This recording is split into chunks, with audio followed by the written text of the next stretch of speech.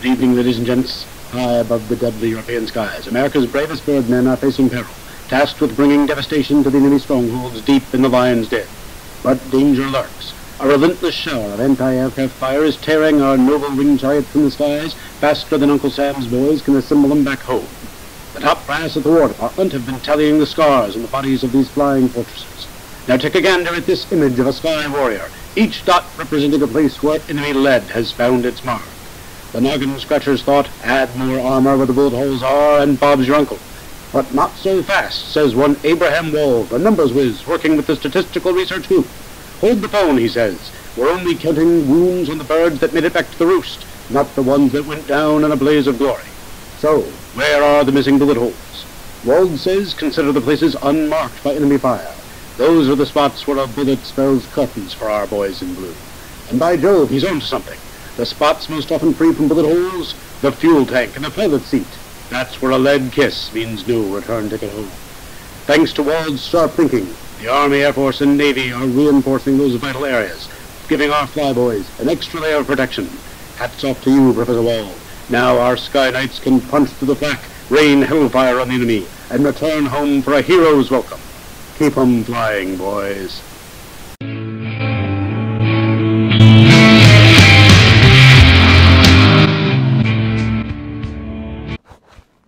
Maybe you've had the pleasure of hearing this epic tale before, a real cliffhanger showcasing the might and magic of data analysis, the triumph of critical thinking. It's an exhilarating ride, a story so dashing, so spectacular, it can make you want to throw your hat in the air and shout, Eureka! Incredible, isn't it? Stupendously unbelievable. So wonderfully jaw-dropping that you might just say it's too good to be true. And you'd be right, because, as life often reminds us, if it sounds too good to be true, it probably is. The tale as we know it isn't quite on the bullseye. But fear not, the full, the unembellished version isn't just your run-of-the-mill saga. It's a fascinating story, a cocktail of data, deductive reasoning, and wartime strategy with an intoxicating twist. So fasten your mental seatbelts and adjust your analytical goggles. We're about to dive headfirst down the rabbit hole of data science.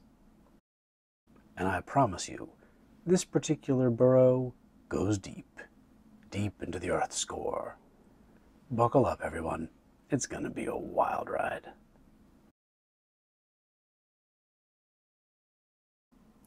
The United States, during the tumultuous years of World War II, saw a staggering loss of over 65,000 gallant planes.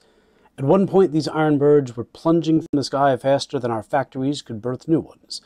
It was a grim race against time, a desperate bid to tip the balance of air supremacy. The military top brass knew what to do, reinforce these warbirds with armor. But steel plates comes with a hefty price tag, and I'm not talking dollars. I'm talking about weight. Every pound of armor means a pound less payload. Or consider the relentless pull of gravity, greedily guzzling down the fuel at an even higher rate, and the situation becomes grimmer. Plus, with each extra ounce of armor, the planes would lose their nimbleness, their agility. The armor meant to protect them could very well end up painting a bigger target on their backs. So the conundrum was as clear as crystal. The armor was a necessity, but it couldn't be added willy-nilly. It had to be placed with precision, where it was most needed, most effective. Now, that's a problem tailor-made for a data scientist's discerning eye, don't you think? You may not have heard of Vannevar Bush, but his resume isn't bad. Founding Raytheon, check. Dean at MIT, check. President of the Carnegie Institution of Washington, triple check. And he still had time for some invention on the side. But even with that packed schedule, he knew when to smell a rat. Before the U.S. entry into World War II, Bush convinced FDR that military muscle needed a strong shot of science steroids. Thus, the National Defense Research Council was born. FDR funded it as best he could, giving it just enough to keep the lights on. But once Pearl Harbor hit and the U.S. was officially in the war, Congress opened up the piggy bank and created the Office of Scientific Research and Development. It was like giving a nerdy superhero team a $1 billion budget. This nerdy superhero team, headed by Bush himself and answering directly to the president, took on everything from medical research and radar to guided missiles to a little initiative known as the Manhattan Project. And within this eclectic mix of brain power was a modest office nestled snugly near Columbia University. This office housed the Statistical Research Group, the dream team of statisticians and mathematicians assembled with the goal of crunching numbers for Uncle Sam. The SRG boasted some seriously impressive stats. Future Nobel laureates in economics Milton Friedman and George Stigler, Leonard Savage, the pioneer of decision theory, Norbert Wiener, the creator of cybernetics, and others. Their work? They solved riddles like the best mix of ammunition for fighter planes, testing plans for rocket propellant, precision dive bomb sighting, and how to get a torpedo to hit its target without using GPS. One of their standout achievements was the development of sequential analysis. Essentially, this is the art of making decisions midstream while the research is still in medias res. This method could help cut projects short if the results became clear before the research was finished. This technique was so impressive that the Army wanted it in every industry's toolkit ASAP and had it declassified in near record time. But who was the statistical superhero behind this concept? Ladies and gentlemen, allow me to introduce you to the star of our show, Abraham Wald. And while sequential analysis was his most important work, it might not be the most interesting. Let's dive into his story. In 1902, Hungary gifted the world with a future statistical savant, Abraham Wald. His father was a baker, probably whipping up a mean challah, and the family was Orthodox Jewish. Because of his faith, young Abe's school schedule was out of sync with the local schools, which were all about those Saturday activities. The result? Homeschooling. And we're not talking about a Zoom meeting in his PJs, this was the real deal. Despite this unconventional education, Wald didn't let that stop him. He charged straight into university, eventually emerging victorious with a PhD in mathematics, mentored by none other than the esteemed Carl Minger. Not bad for a kid who started out learning math at the kitchen table. Here's the kicker. Wald was poor, Jewish, and had a skill set that wasn't exactly in high demand. Job opportunities weren't exactly raining down. He landed a modest gig working for Oscar Morgenstern, future co-creator of game theory. Not a bad reference for your resume. Eventually, Wald found work in Colorado, packing his bags for the U.S., just as the Germans arrived in Romania. Tragically, his departure was well-timed for him, but devastating for his family. His parents and all but one of his siblings perished in the Holocaust. Soon after, Wald found himself under the bright lights of New York City, holding down an academic position at Columbia University and rubbing shoulders with the statistical all-stars at the SRG. But there was one small problem. Due to the specifics of his immigration, Wald was technically an enemy alien, barred from accessing classified documents. All the SRG's work was classified. How classified? Well, the SRG Director of Research, W. Allen Wallace, quipped that secretaries had to snatch Wald's papers away from him as soon as he typed the last period. In a wartime exception, Wald was granted citizenship to allow him clearance, making him one of the select few to gain citizenship during the war.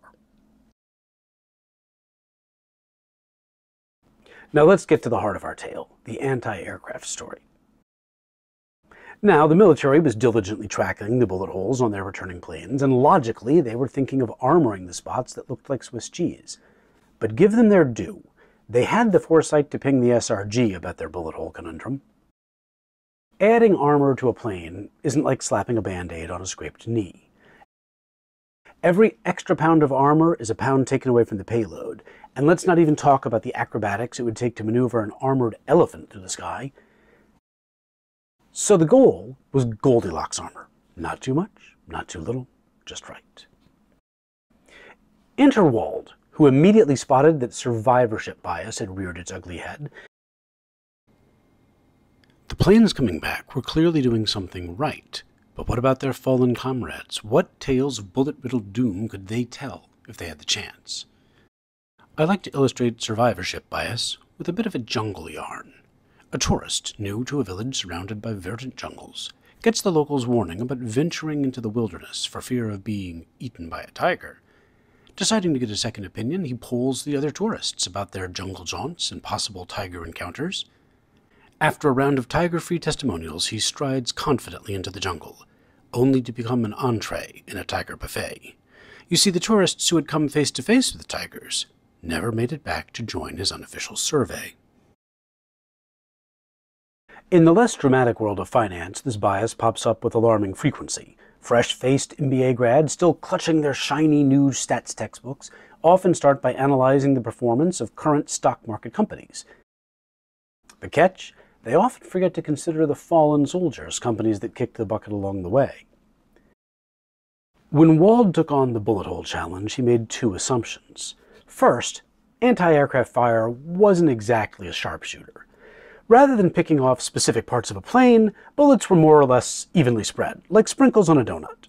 Secondly, he assumed that if a plane didn't make it back, it was shot down, although a few might have just been really bad at directions. Wald divided the plane into regions, like a butcher might divide up a side of beef, wings here, engines there. He then calculated the likelihood of a bullet hit being fatal for each region. Though he never directly suggested where to stick the armor, the SRG typically presented results and left the decisions to the military. His findings certainly gave them food for thought, and he certainly kept them well fed. Wald's analysis wasn't a single academic paper, but a series of memos. He may not have had a lot of fans in the typing pool, but he certainly earned the respect of the military. His analysis undoubtedly saved countless airmen in World War II and subsequent conflicts like Korea and Vietnam. Post-World War II, the work of the SRG, including Wald's groundbreaking analysis, was tucked away into the classified files of history. Once the war was over, the SRG disbanded faster than a boy band past its prime. Wald's research, which had been classified, became an unsung hero, known only to those who had been a part of the original think tank. A tragic turn of events saw Wald and his wife perish in a plane crash in India a few short years later. And just like that, it seemed the vital anti-aircraft analysis was destined to gather dust. But hold on to your pocket protectors, data science fans, because our story takes a twist around 1980. W. Allen Wallace, the SRG's former director of research, and as it turns out, accidental archival genius, was packing up his office at the University of Rochester. While clearing out what I'm sure was a glamorous collection of academic paraphernalia, Wallace unearthed a treasure trove of old SRG paperwork. Talk about an office spring cleaning win. Interstage right Phil DePoy, a director at the Center for Naval Research. Wallace handed him the box of documents, an unexpected inheritance of what might have seemed to be mostly classified confetti waiting for the shredder. But as DePoy delved into the box, amongst the decades-old detritus he uncovered a gem: Wald's anti-aircraft analysis. Struck by the significance of his discovery, DePoy dusted off the assorted memos and placed them together like a jigsaw puzzle into a 100-page document. Not content to just admire his completed puzzle, DePoy arranged for its publication. He also facilitated a separate paper by Mark Mangle and Francisco Samaniego that demystified Wald's work for a new generation. It was published in the prestigious Journal of the American Statistical Association. So here's a hat tip to Phil DePoy. Not all heroes wear capes. Some just have an uncanny knack for finding historical gold in dusty old boxes.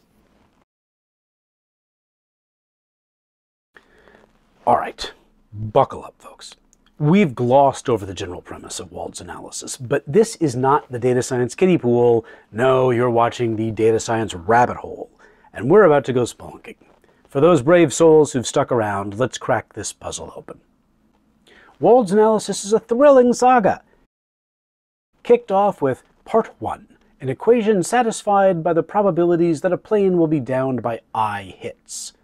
Wald steps onto the scene, introducing us to the enigmatic P sub I, the probability that the ominous ith hit seals our plane's fate, given that it's already lived through the horrors of I-1 previous hits. This leads us to the flip side, the Q probability of survival, and its cumulative counterparts. But Wald's playing hardball. All he's got to work with is the total number of planes that braved the missions and the surviving planes peppered with I bullet holes. After naming a few more of his squad members, read terms, Wald unveils the mission objective, to get insights about P. He makes a few reasonable assumptions, and with a magic trick worthy of Houdini, manages to avoid the labyrinthine infinity of sums in his calculations. Then, Wald launches into pages of mind-boggling number wizardry, leading us to an equation whose interpretation feels almost too obvious to be true. The fraction of planes downed by hit I equals the marginal probability of hit I taking the plane down, multiplied by the number of planes that suffer at least I hits. It's kind of like discovering the secret recipe for Coca-Cola, isn't it? Wald finally reaches a checkpoint, where he has a crucial equation linking observations to probabilities, but there's a catch. To get any juicy numerical examples, he has to assume all the q sub I are equal. Now, that's about as realistic as a unicorn in your backyard. Q, the second memorandum, where Wald cuts the apron strings a bit, allowing the survival probability to dip as the plane takes on more damage. Still, he's just setting an upper limit on the survival probability. The plot thickens in memos 3 and 4, where he fine-tunes the bounds around the estimates. But the real drama unfolds in memo 5, where he finally squares up against the big boss, analyzing hits by aircraft area. Wald's fifth memo is where the rubber meets the road. He starts off with the probability of any given area of the plane being struck by a bullet, which he pragmatically assumes is proportional to the area itself. Now, he's not being rigid here. If you'd rather gather data by peppering planes with rubber bullets, he's all ears. He then juxtaposes these probabilities with the proportion of damage found on the brave planes that made it home. In a numerical example, it's clear that engine damage in returning planes is less frequent than one would expect given the size of the engines. The conclusion? An engine hit is more likely a one-way ticket to the ground. Now, I did an Indiana Jones-style leap over an important assumption earlier, the notion that N was infinite. I mean, we weren't launching an endless swarm of planes at Nazi Germany. That might have been a fast track to ending the war, sure, but let's be honest, Eisenhower probably didn't have access to a magical infinite plane generator. So in his sixth memo, Wald takes a step back to reality, exploring the impacts of sampling error for more down-to-earth values of N. In trying to estimate the confidence of the sampling error around estimates of Q, Wald has to wheel out the all Q sub I are equal assumption again. Not only that, but he's juggling not one, not two, but 3 limit approximations. Despite these hurdles, Wald strides home with the best estimate of confidence bounds one could realistically hope for. The final 2 memos are a mix and match of tidbits, including the recognition that the odds of being hit in different areas of the plane can change faster than a chameleon on a disco dance floor. These changes could occur within a single mission, depending on factors like angle of attack. He also delves into how the results might fluctuate, not just because of the plane's characteristics, but also due to the different kinds of flying lead dispensers shooting at the plane. Let's pause for a reality check here. Remember the definition of a data scientist?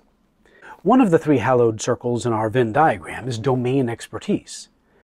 Now, Wald may have looked more at home solving equations than dodging bullets, but in the final analysis, he demonstrates a level of military knowledge that could make a drill sergeant blush. He differentiates between flak 20mm aircraft cannons and 7.9mm aircraft machine guns, for instance.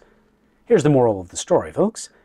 To pull off a brilliant and practical analysis, you need to be as savvy about your subject matter as you are about your math and stats.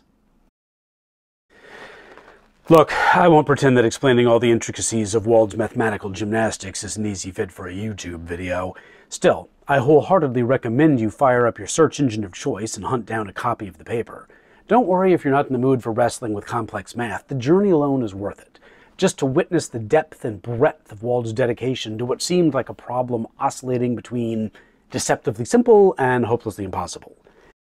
It's a masterclass in problem solving that should light a fire under any budding data scientist. Now, let's not kid ourselves. We've been tiptoeing around the ethical minefield of using data science in the theater of war. It might not keep us awake at night when we're talking about World War II, but it's certainly food for thought in other contexts. And admittedly, we've only skimmed the surface of the story of the SRG and the remarkable life of Abraham Wald. Nevertheless, whether you're a newcomer to the tale or a seasoned veteran, I hope you gleaned some nuggets of wisdom from our dive down this particular data science rabbit hole. If you've learned something new or simply enjoyed the ride, consider giving that like button a gentle click in support of the channel. Regardless, thank you for spending your time with me, and I'll catch you on the flip side.